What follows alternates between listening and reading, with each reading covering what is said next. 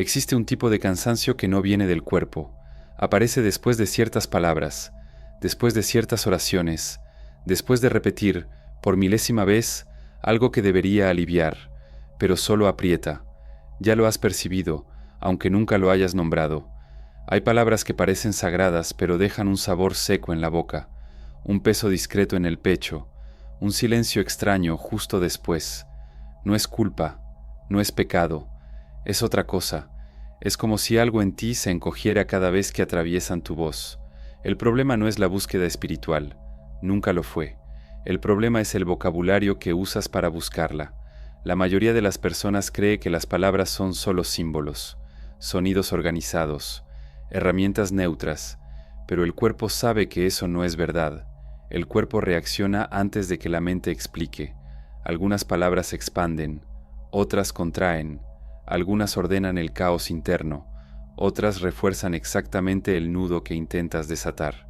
No aprendiste esto en la escuela, ni en el templo, ni con quien te enseñó a rezar, porque nadie te enseñó a escuchar el efecto de las palabras después de que son dichas. Hay una razón por la que ciertas expresiones sobreviven milenios, atraviesan culturas distintas, asumen nuevas lenguas, nuevos nombres, nuevas músicas, y aún así producen el mismo efecto psicológico: sumisión interna, dependencia, sensación de distancia entre tú y eso que llamas lo divino. No es un complot externo en el sentido infantil de la palabra, es algo más simple y más eficaz, un mecanismo. Jesús hablaba de un reino que no se localiza fuera, hablaba de un templo que no está construido con piedra, hablaba de una luz que no viene del cielo, sino que se enciende por dentro. Esto siempre fue incómodo para los sistemas basados en el control, porque desplaza el eje, quita el poder de la mediación, elimina al intermediario. Cuando este tipo de enseñanza entra en contacto con las instituciones, no es destruida, es domesticada, recibe un marco, recibe un vocabulario seguro, palabras que parecen humildes, pero entrenan al individuo a sentirse pequeño, palabras que parecen devotas, pero mantienen la conciencia de rodillas. No te obligaron a decirlas, te convencieron de que eran virtudes, y aquí está la parte que casi nadie percibe. El inconsciente no entiende metáfora teológica, entiende posición. Cada palabra que repites define dónde te colocas internamente: arriba, abajo, dentro, fuera, cerca, separado. Cuando hablas, algo en ti adopta una postura, y las posturas repetidas se vuelven identidad. Por eso ciertas palabras, repetidas todos los días desde la infancia, no son inocentes. Entrenan al cuerpo a relacionarse con el misterio de la existencia como alguien que pide permiso para existir, como alguien que espera autorización, como alguien que aguarda ser aceptado. No es casualidad que tanta gente ore y salga más cansada de lo que entró. No es casualidad que tanta búsqueda espiritual termine en frustración silenciosa. No es casualidad que exista una incomodidad difusa, difícil de explicar, pero imposible de ignorar. Algo no encaja, y cuando algo no encaja, la mente intenta compensar con más esfuerzo, más repetición, más disciplina, más palabras, sin darse cuenta de que son precisamente ellas las que mantienen el circuito cerrado. Los antiguos gnósticos no hablaban de enemigos mitológicos en el sentido vulgar, hablaban de estructuras psíquicas que mantienen la conciencia fragmentada. Llamaban arcontes no a criaturas con rostro, sino a principios de gobierno interno, voces que organizan la percepción para que el individuo nunca se sienta íntegro. El más eficiente de esos principios no es el miedo, es el lenguaje, porque puedes liberarte de una creencia, pero si no cambias las palabras, el cuerpo sigue obedeciendo la misma arquitectura interna.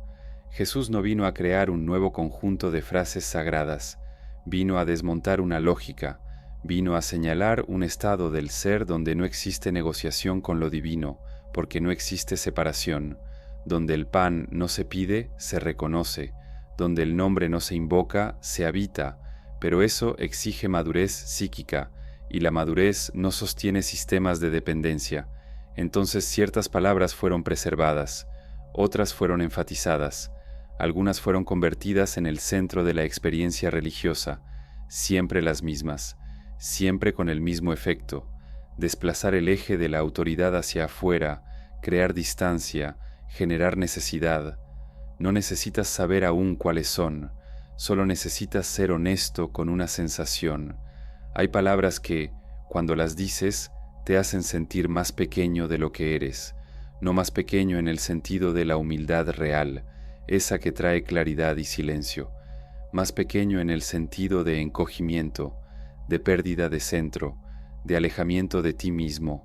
Esa es la señal. No es blasfemia cuestionar esto, es lucidez, y quizá, por primera vez, empieces a percibir que el problema nunca fue Dios, nunca fue la espiritualidad, nunca fue el deseo de sentido. El problema fue aprender a hablar con lo sagrado usando un lenguaje que te enseña, sutilmente, a no ocupar tu propio lugar. Si esto tocó algo en ti, no hagas nada todavía. Solo observa qué palabras, al ser dichas, crean silencio y cuáles crean vacío. Esa diferencia lo cambia todo.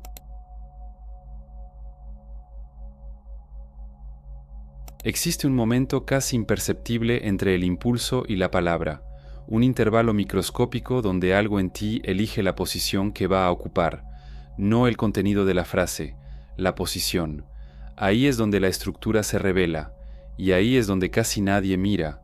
Puedes observarlo en ti mismo, cuando la frase nace ya inclinada, cuando la entonación viene cargada de petición, cuando el lenguaje se organiza como si estuviera frente a una autoridad invisible, incluso cuando nadie está escuchando. El cuerpo sabe con quién está hablando antes de que la mente formule el discurso. La mayoría de las tradiciones espirituales enseñaron qué decir, pero nunca enseñaron a percibir desde dónde se dice, y ese detalle lo cambia todo, porque el inconsciente no responde a ideas elevadas, responde a jerarquías, se ajusta al lugar que ocupas dentro de tu propio discurso. Cuando alguien habla desde abajo, el cuerpo se contrae, los hombros caen, el pecho se cierra, la respiración se acorta, no porque exista un castigo divino, sino porque la psique está entrenada para reducirse cuando cree que no tiene derecho al centro. Por eso ciertas palabras funcionan como detonadores, no por ser mágicas, sino porque activan automáticamente una postura interna. No necesitas creer en ellas de forma consciente, basta con repetirlas. El cuerpo aprende rápido, la mente justifica después. Los antiguos gnósticos observaban esto con precisión clínica. No describían monstruos externos rondando el mundo, describían estructuras de gobierno de la conciencia, llamaban arcontes a lo que hoy podríamos llamar patrones que administran la percepción. No te obligan, solo organizan el escenario para que te muevas siempre dentro de límites previsibles, y el más eficiente de esos patrones no es la represión directa, es la internalización de un lenguaje que hace que te vigiles a ti mismo. Cuando Jesús habla del reino, no está proponiendo un territorio, está señalando un estado de soberanía interna, un lugar donde la conciencia no negocia su propia existencia, donde no se pide permiso para ser, donde no se suplica por valor. Esto es profundamente subversivo para cualquier sistema que depende de la mediación. Por eso, con el paso del tiempo, el centro de la experiencia fue desplazado. El enfoque salió de la percepción y pasó al discurso, de la observación a la repetición, de la presencia a la fórmula. El resultado es una espiritualidad ruidosa pero vacía, llena de palabras, pero pobre en silencio real. Silencio no como ausencia de sonido, sino como ausencia de sumisión interna. ¿Ya notaste cómo algunas frases espirituales parecen bellas, pero producen un efecto extraño justo después? Como si algo hubiera sido entregado sin que te dieras cuenta. No es sugestión, es economía psíquica. Cada vez que te colocas abajo, algo en ti aprende que no debe ocupar el centro, y esto no sucede solo en contextos religiosos. El lenguaje sagrado solo refinó un mecanismo que luego se extendió a todas las áreas de la vida. Relaciones, trabajo, identidad. El mismo patrón se repite: pedir, esperar, depender, justificar. La diferencia es que, en el ámbito espiritual, este patrón se reviste de virtud, humildad mal entendida, obediencia disfrazada de fe, renuncia confundida con claridad. El individuo aprende a desconfiar de su propio eje y a confiar en estructuras externas que prometen validación. Pero hay un detalle incómodo que rara vez se dice: Ninguna tradición profunda comienza con palabras, comienza con percepción, con una ruptura interna, con alguien que se mira a sí mismo y percibe que algo ahí no puede ser mediado. Jesús no enseñaba a sus discípulos a empequeñecerse frente al misterio, les enseñaba a atravesarlo, no colocaba lo divino en un trono distante, lo colocaba en el gesto, en el pan, en el camino, en el ahora. Eso exige presencia, y la presencia no se sostiene con un lenguaje de sumisión. El problema no es llamar sagrado a algo, el problema es cuando lo sagrado se convierte en un lugar donde nunca estás entero, donde siempre falta algo, donde siempre llegas incompleto. Esa lógica crea dependencia crónica, y la dependencia es predecible, fácil de administrar, fácil de reproducir. Los arcontes, como principio simbólico, representan exactamente eso, el mantenimiento de un mundo donde el individuo nunca se siente autorizado a existir plenamente, donde la identidad siempre está condicionada a la aprobación, donde el valor llega después del cumplimiento, donde el centro está siempre fuera de alcance. ¿Y cómo se mantiene eso sin violencia? Con las palabras correctas, repetidas desde temprano. No es necesario prohibir la búsqueda, basta con conducirla por rieles estrechos. No es necesario negar lo divino, basta con colocarlo siempre un paso adelante, un nivel arriba, un juicio después. El lenguaje hace el resto. Cuando observas con honestidad, percibes que hay palabras que nunca producen encuentro, producen espera, producen deuda, producen la sensación de que algo esencial aún no ha sido concedido, y mientras esa sensación exista, el sistema está funcionando. Puedes sentirlo en el cuerpo ahora, no como ejercicio, sino como constatación. Hay una diferencia clara entre palabras que te colocan en relación y palabras que te colocan en posición. La relación es horizontal, viva, presente. La posición es vertical, rígida, predecible. Jesús desmontaba posiciones, por eso incomodaba, por eso no encajaba, por eso no fundó una institución basada en fórmulas verbales. Hablaba de ver, de reconocer, de atravesar puertas internas, el lenguaje como puente, no como prisión. Lo que vino después fue una reorganización, no una mentira burda, sino una sutileza. Se conservaron los símbolos, se alteró la función, el pan se volvió premio, el reino se volvió promesa futura, la luz se volvió algo que había que merecer, la palabra se volvió mandato disfrazado de devoción, y el individuo, sin darse cuenta, empezó a hablar contra sí mismo en nombre de lo sagrado. Esto no es una acusación, es una observación. Durante siglos, personas sinceras repitieron palabras creyendo que se acercaban a la verdad, cuando en realidad solo estaban reforzando una arquitectura interna de separación, no por maldad, por herencia, pero la herencia no es destino. Hay un momento silencioso y solitario en el que alguien se da cuenta de que ciertas palabras ya no sirven, no porque estén prohibidas, sino porque ya cumplieron la función de mantener pequeña a la conciencia, y la conciencia madura, empieza a rechazar lo que la empequeñece. Ese momento no llega con destellos, llega con incomodidad, con extrañeza, con la sensación de que algo antiguo está siendo visto por primera vez.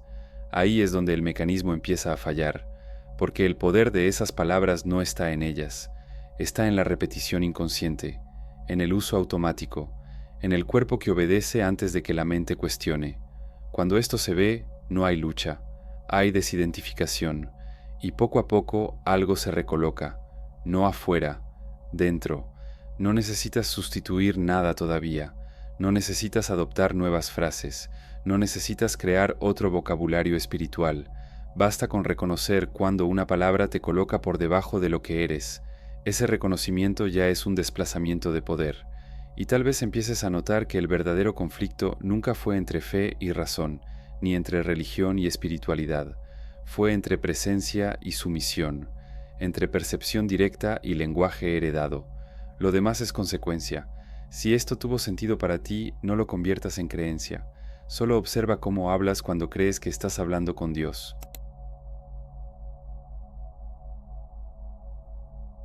Toda religión construye un templo.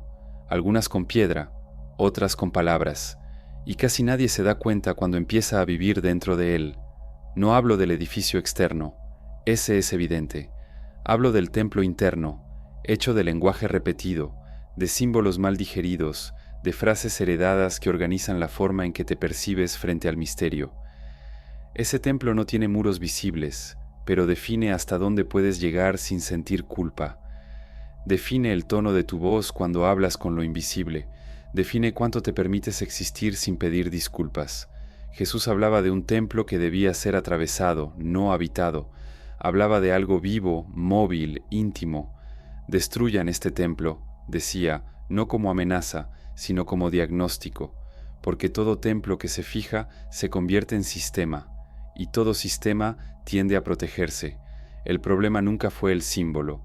El problema es cuando el símbolo se vuelve sustituto de la experiencia. El pan, cuando se vuelve metáfora viva, alimenta. Cuando se vuelve dogma, condiciona. El nombre, cuando apunta a lo indecible, abre. Cuando se vuelve fórmula, cierra. El camino, cuando es interno, exige presencia. Cuando es institucional, exige obediencia. Nada de esto ocurre de golpe. Es gradual, sutil. La conciencia no se da cuenta cuando el lenguaje deja de ser puente y se vuelve reja. Solo empieza a sentir una incomodidad difusa, un peso, la sensación de que algo esencial fue intercambiado por seguridad. Los antiguos textos gnósticos no eran peligrosos porque revelaran secretos ocultos. Eran peligrosos porque describían con claridad un fenómeno psicológico, la tendencia humana a transferir el propio centro hacia afuera, a llamar Dios a aquello que gobierna por miedo, a confundir autoridad con verdad. Por eso hablaban de los arcontes no como monstruos, sino como administradores, principios de organización de la realidad psíquica. No crean sentido, solo gestionan su ausencia, mantienen todo funcionando siempre y cuando nadie cuestione la estructura. ¿Y cuál es la estructura más eficiente que se ha creado? Una en la que el individuo cree que necesita ser mediado para acceder a lo sagrado. En ese modelo nunca estás completo, siempre falta algo, siempre hay una condición, siempre hay un después. El reino se promete, pero no se habita. La luz se menciona, pero no se enciende. El nombre se repite, pero no se reconoce. El lenguaje sostiene esto con elegancia. Te enseña a colocarte como visitante de tu propia casa, como alguien que entra despacio, se quita los zapatos, baja la cabeza y espera no incomodar. Eso parece respeto, pero es desautorización. El cuerpo lo siente, siempre lo siente. Por eso, incluso personas profundamente religiosas cargan una ansiedad silenciosa, una sensación de inadecuación que no desaparece con más devoción, porque no es falta de fe, es exceso de sumisión. Jesús desmontaba esta lógica cuando hablaba de un padre que no necesitaba ser convencido, cuando decía que el reino estaba demasiado cerca para ser controlado, cuando se sentaba a la mesa sin jerarquía, sin ritual de purificación, sin teatro espiritual. Eso escandaliza hasta hoy, porque amenaza la arquitectura interna que mantiene a las personas previsibles. Cuando lo sagrado es distante, te organizas en función de ello. Cuando es íntimo, tienes que asumir responsabilidad. No hay dónde esconderse, no hay a quién culpar, no hay fórmula que sustituya la presencia. Por eso, con el paso del tiempo, el lenguaje fue ajustado, no de manera burda, sino estratégica. Se conservaron palabras que refuerzan la distancia, se exaltaron palabras que sugieren incapacidad, se sacralizaron palabras que entrenan la espera. El templo interno se volvió un lugar al que entras para recordar todo lo que no eres, donde aprendes a verte como alguien al que siempre le falta algo, donde el silencio no es espacio de escucha, sino de vigilancia. Puedes reconocer esto observando cómo ciertas expresiones crean una tensión inmediata, no por la idea que contienen, sino por el efecto somático. El pecho se hunde, el estómago se contrae, la respiración cambia, el cuerpo responde antes que la creencia. Eso no es espiritualidad profunda, es condicionamiento. Los símbolos cristianos originales apuntaban a la integración, el pan como cuerpo, el cuerpo como templo, el nombre como identidad viva, el camino como proceso interno. Nada de eso exigía sumisión, exigía valentía, valentía para no tercerizar el propio eje, pero los sistemas no sobreviven de la valentía individual, sobreviven de la previsibilidad colectiva, y la previsibilidad se enseña con lenguaje repetido. No fuiste engañado de forma teatral, fuiste entrenado, entrenado a hablar con el misterio como quien pide permiso para existir, entrenado a verte como alguien siempre por debajo, entrenado a confundir humildad con autoanulación, y lo más eficaz, entrenado a sentir alivio momentáneo cuando obedeces. Ese alivio no es paz, es descarga de tensión, es el cuerpo relajándose porque cumplió el guión, pero poco después la sensación de vacío regresa, porque nada fue integrado, nada fue reconocido, solo otra vuelta en el mismo circuito. Jesús no ofrecía alivio, ofrecía claridad, y la claridad desorganiza estructuras basadas en la dependencia. Por eso hablaba poco, usaba parábolas, silencios, gestos, porque demasiado lenguaje crea sustitutos, crea ídolos verbales, crea muletas. Él señalaba y se retiraba. Lo demás era responsabilidad de quien escuchaba. El templo que él señalaba no tenía sacerdotes, tenía conciencia, no tenía escalones, tenía presencia, no tenía palabras obligatorias, tenía reconocimiento. Cuando este tipo de enseñanza choca con la necesidad de control, es reformulada, no negada, reempaquetada, se mantiene la apariencia, se ajusta la función, y así, palabras que deberían apuntar hacia adentro pasan a organizar lo externo, palabras que deberían disolver jerarquías pasan a reforzarlas, palabras que deberían liberar pasan a administrar.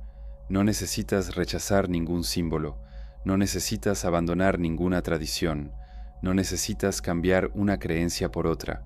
Lo que lo cambia todo es darte cuenta de cómo ciertas palabras construyen el templo en el que habitas.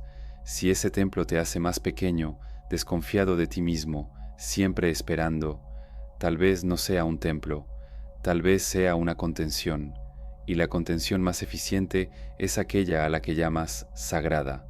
Si esto resuena, no lo discutas, solo observa cuando el templo interno se cierra y cuando se abre. La diferencia es silenciosa, pero definitiva. Existe un alivio extraño cuando creemos que el problema está afuera, un consuelo silencioso al señalar a una entidad, un sistema, una fuerza oculta. Mientras el enemigo sea externo, el centro permanece intacto, y nada necesita cambiar de verdad. Pero Jesús nunca señaló hacia afuera. Eso es lo que más incomoda cuando se lee con atención. No hablaba de demonios como causa, sino como síntoma. No hablaba de corrupción externa, sino de ceguera interna. No hablaba de liberación como huida, sino como visión. Quien tenga ojos para ver, decía, no quien tenga fuerza para luchar. El verdadero obstáculo nunca fue una entidad que te domina, fue un mecanismo que te organiza.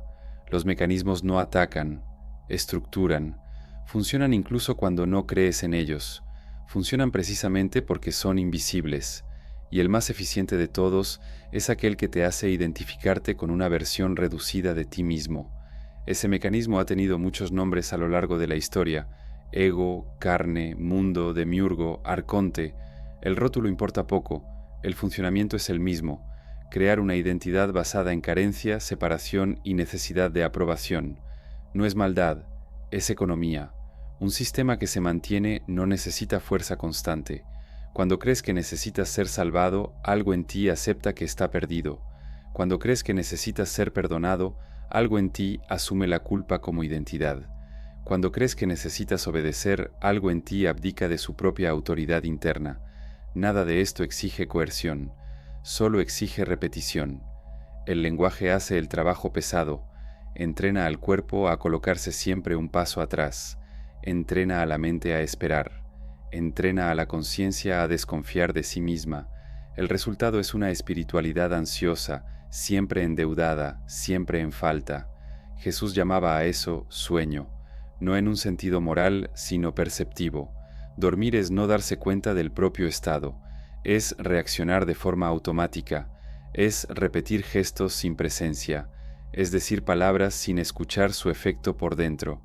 Por eso decía que pocos despiertan, no porque sean especiales, sino porque la mayoría no cuestiona su propio posicionamiento interno. Prefieren cambiar de creencia antes que cambiar de lugar. El mecanismo no se preocupa por el símbolo que uses, se adapta. Puede operar dentro de cualquier religión, cualquier filosofía, cualquier discurso espiritual. Mientras el lenguaje te mantenga abajo, dependiente, esperando. Ese es el punto ciego. Puedes hablar de amor y aún así sentirte indigno. Puedes hablar de luz y aún así percibirte distante. Puedes hablar de libertad y aún así obedecer por miedo. El mecanismo permanece intacto mientras la postura interna no cambie. Jesús no combatía personas, combatía posiciones. No confrontaba individuos, sino estados de conciencia. Por eso sus palabras siguen cortando hasta hoy.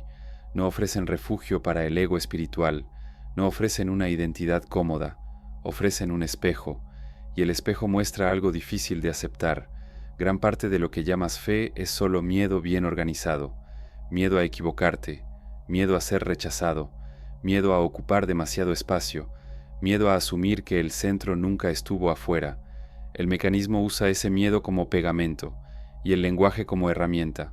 No necesita mentir, basta con enfatizar ciertos aspectos y silenciar otros. Basta con convertir relación en jerarquía. Basta con cambiar reconocimiento por petición. La figura del arconte, en este sentido, no es un villano cósmico.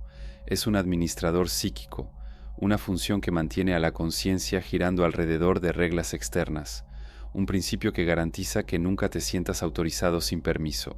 Por eso tantas tradiciones enseñan el cómo hablar, pero nunca el desde dónde. Enseñar el desde dónde sería demasiado liberador. Haría que el individuo se diera cuenta de que la voz que pide es la misma que podría reconocer. El mecanismo colapsa cuando esto se ve, no cuando se combate, cuando se ve, porque en el momento en que te das cuenta de que estás hablando desde abajo, algo se recoloca de forma automática, el cuerpo se ajusta, la respiración cambia, el pecho se abre, no como técnica, sino como consecuencia. No es rebeldía, es madurez. Jesús no vino a enseñar una sumisión refinada, vino a desmontar la necesidad de ella. Por eso hablaba de hijos, no de siervos, de amigos, no de súbditos, de pan compartido, no de limosna concedida. Eso no cabe en sistemas que necesitan control.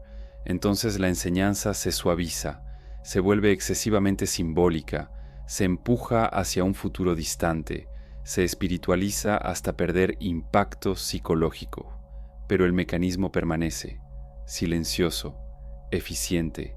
Se manifiesta cuando sientes culpa por confiar en ti, cuando tienes miedo de no estar haciendo las cosas de la manera correcta, cuando buscas validación externa para experiencias internas, cuando te censuras por sentir claridad sin autorización. Nada de eso viene de Dios, viene del condicionamiento. El verdadero enemigo, si esa palabra aún tiene sentido, es la identificación con una posición que no es la tuya. Es creer que tu conciencia necesita ser regulada por algo externo. Es confundir orientación con control. Cuando Jesús decía, yo y el Padre somos uno, no se estaba colocando por encima. Estaba señalando una condición posible, no como privilegio, sino como naturaleza. Eso es inaceptable para cualquier estructura basada en jerarquía espiritual. Por eso esa frase se explica, se suaviza, se teologiza, todo para que no sea sentida en el cuerpo, porque cuando se siente el mecanismo pierde fuerza. No necesitas destruir nada, no necesitas luchar contra símbolos, no necesitas atacar tradiciones, basta con darte cuenta de cuando hablas desde un lugar que no es verdadero. Ese es el inicio de la ruptura, no externa, interna, y cuando el mecanismo empieza a fallar, ocurre algo curioso. El silencio deja de ser una amenaza, la ausencia de palabras deja de provocar miedo, porque ya no estás intentando negociar tu propia existencia, empiezas a percibir que el centro nunca estuvo afuera, solo fue tercerizado, y eso lo cambia todo. Si esto tocó algo incómodo, no huyas. La incomodidad es la señal de que el mecanismo fue visto, y lo que es visto no gobierna por mucho tiempo.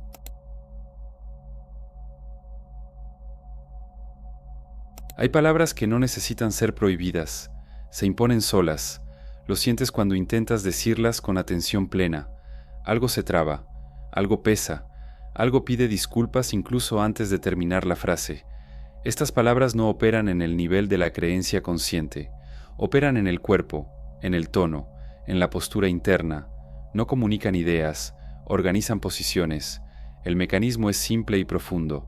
Repetir una palabra es ensayar un lugar. Ensayar un lugar es consolidar una identidad, y una identidad repetida se convierte en destino psicológico. No es necesario enumerarlas como si fueran maldiciones. Eso las haría demasiado externas.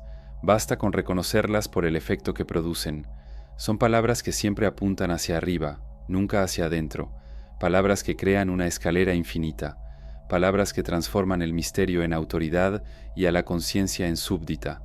Cuando las dices, algo en ti se desplaza fuera del centro. Empiezas a hablar desde la carencia, desde la deuda, desde la expectativa de que algo tenga que ocurrir para que estés completo. Estas palabras existen en todas las religiones porque no pertenecen a ninguna. Pertenecen a una lógica, la lógica de la separación administrada, de una espiritualidad que funciona mientras no ocupes tu propio lugar. Una de ellas siempre sugiere indignidad. Incluso cuando se disfraza de humildad, le comunica al cuerpo: no soy suficiente. Y el cuerpo lo cree.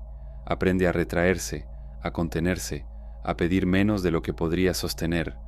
Otra establece una jerarquía absoluta, una cima inalcanzable, un centro externo que exige reverencia constante, no una reverencia viva, sino una sumisión estructural.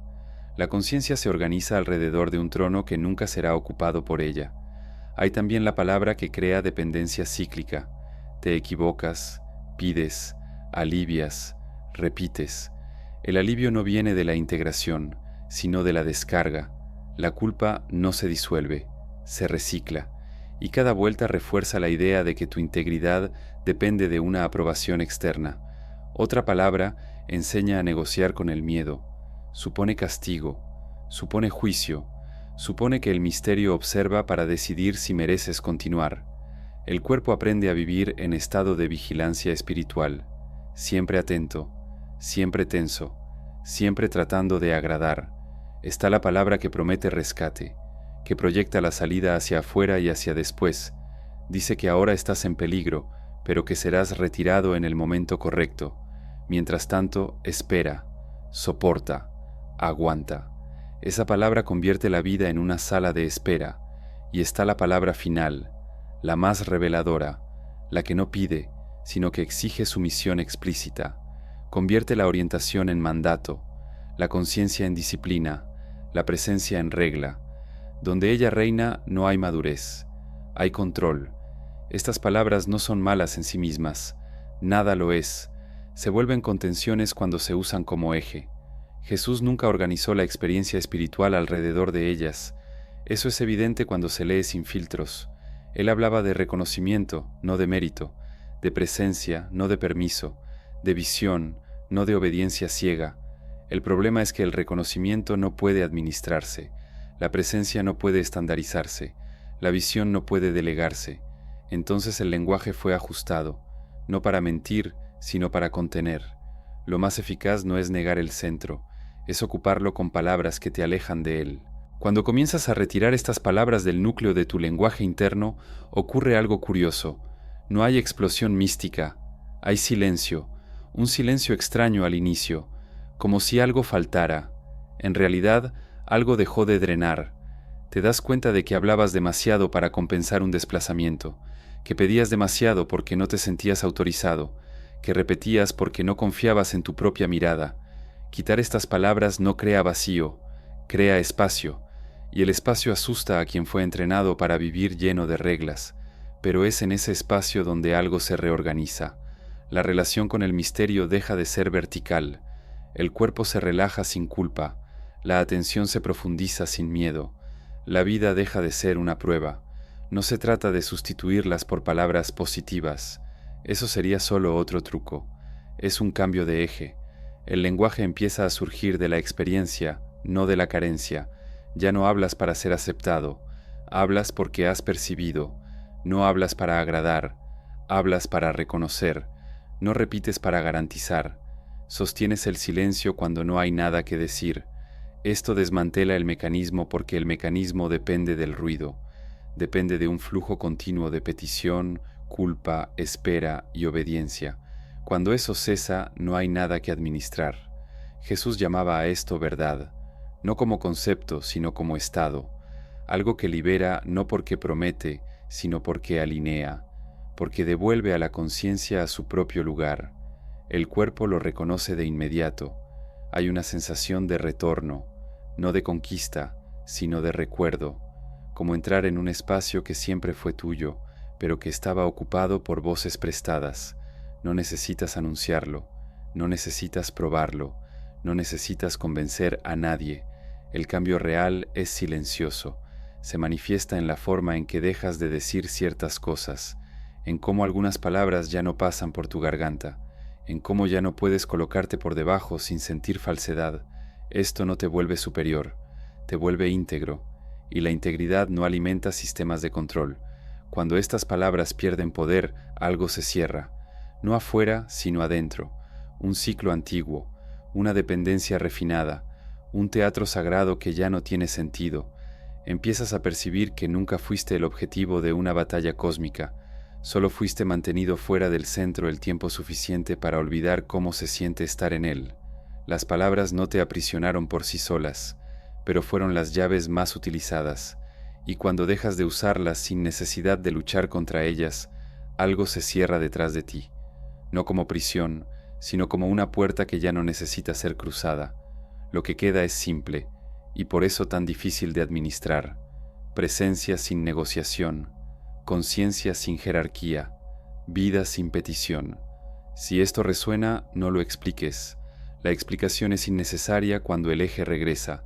El lenguaje cambia por sí solo cuando el centro vuelve a su lugar.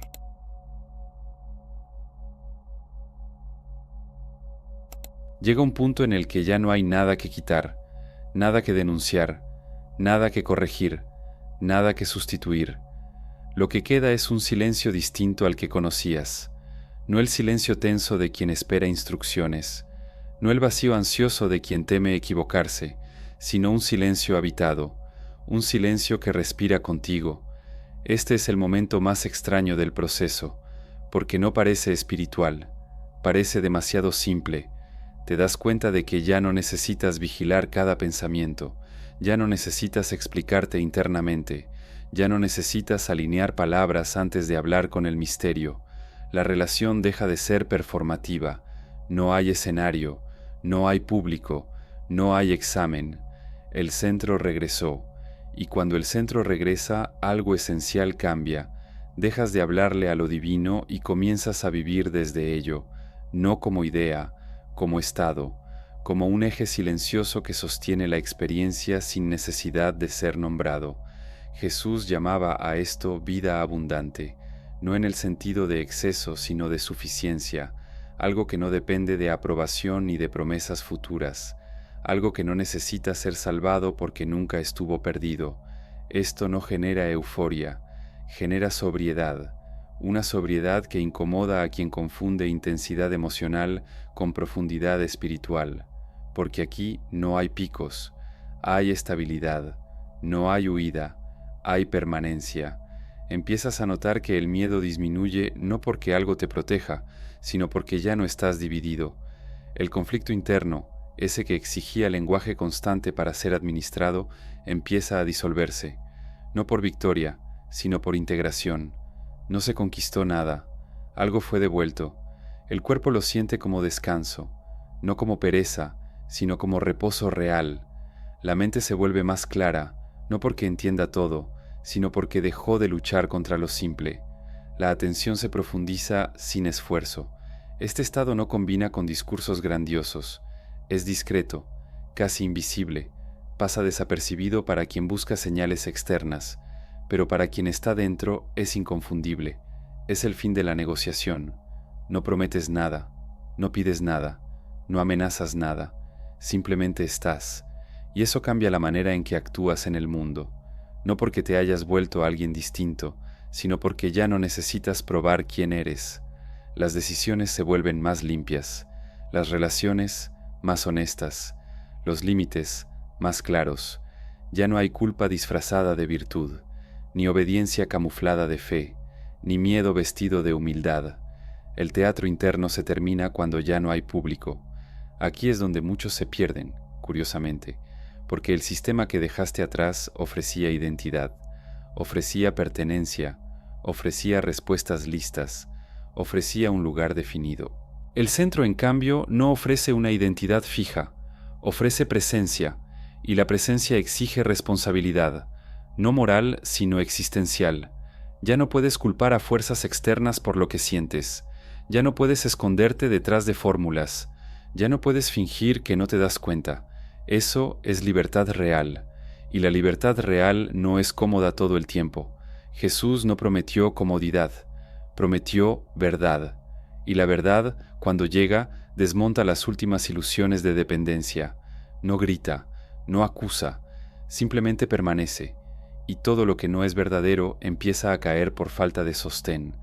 Entonces comprendes que no necesitas convencer a nadie, no necesitas enseñar, no necesitas salvar.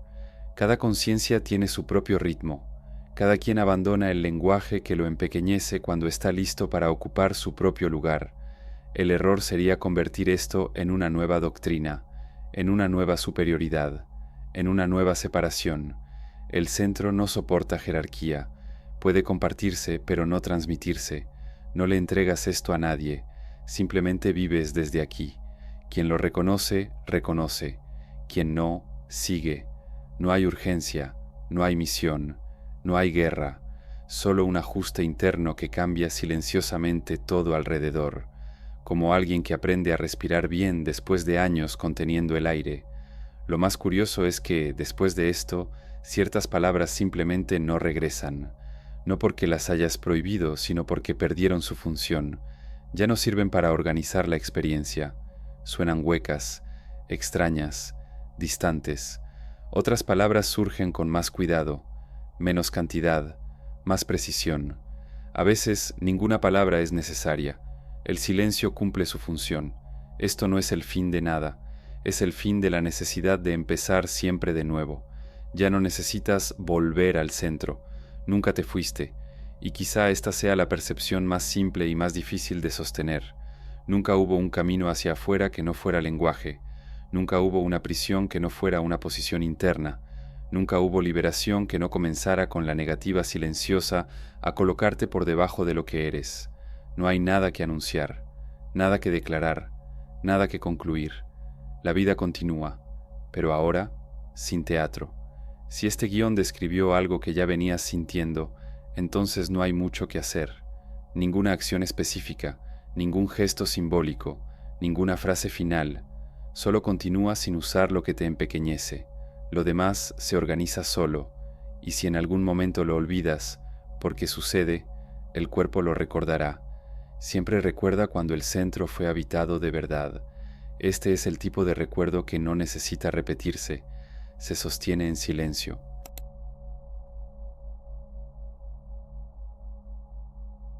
Hubo un momento, años atrás, en el que yo también me senté en silencio después de decir palabras que se suponía debían traer paz, y sentí solo vacío.